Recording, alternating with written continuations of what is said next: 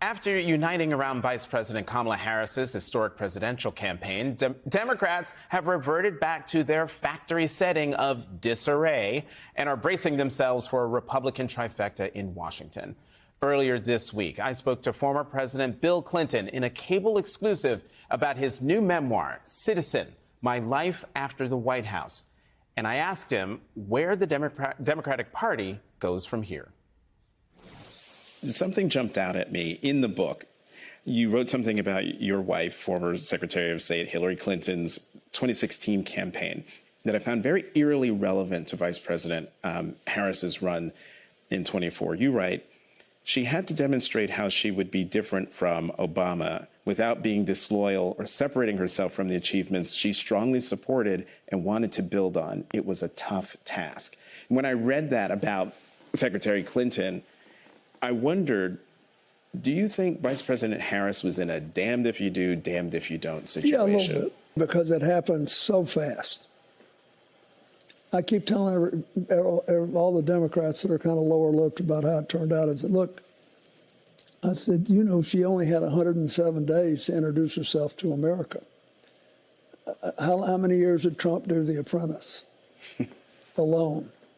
We forget how different people, particularly people that worry about, you know, doing their work, paying their bills and raising their kids and don't have a lot of extra bandwidth for politics. It takes a long time for all this to seep in. And I remember when Hillary and I, 32 years ago, got on the plane to go to New York for the Democratic convention. I was going to be nominated.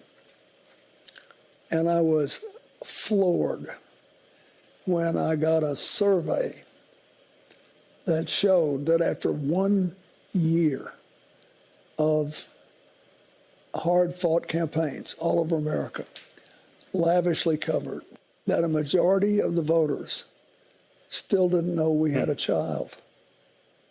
Something as fundamental as that.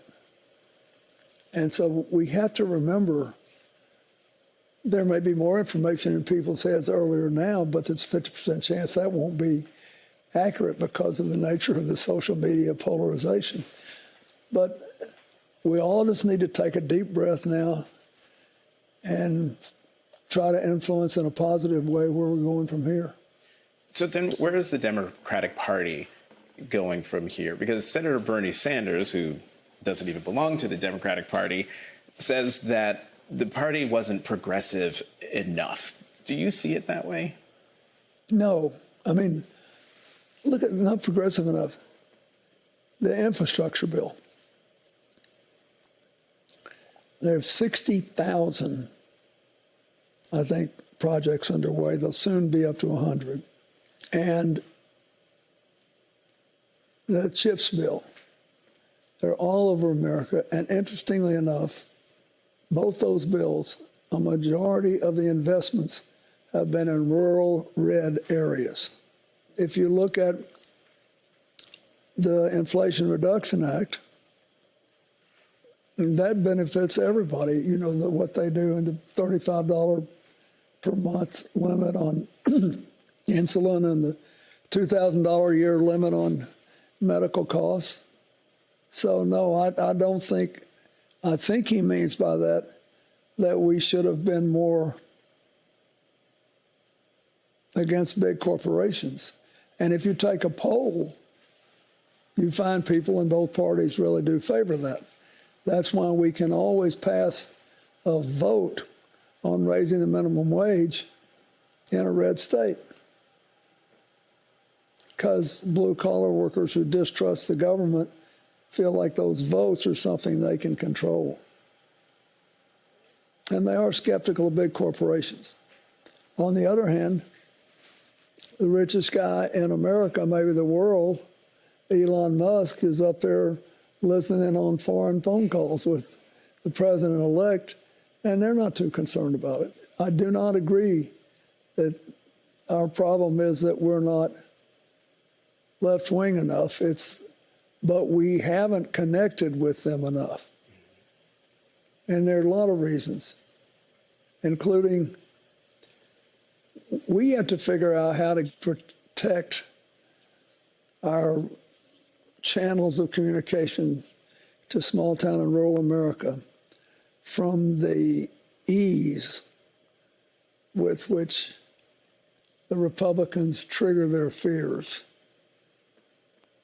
You know, 90% of the people in America are for background checks on gun purchases. And yet, all these years after the Brady Law passed, when I signed it in '93, we still don't have a really comprehensive background check law. And every single year, people, a lot of them kids, die because of it. And yet, the people who fully support that can be spooked enough at election time to keep us from electing people who will deliver it.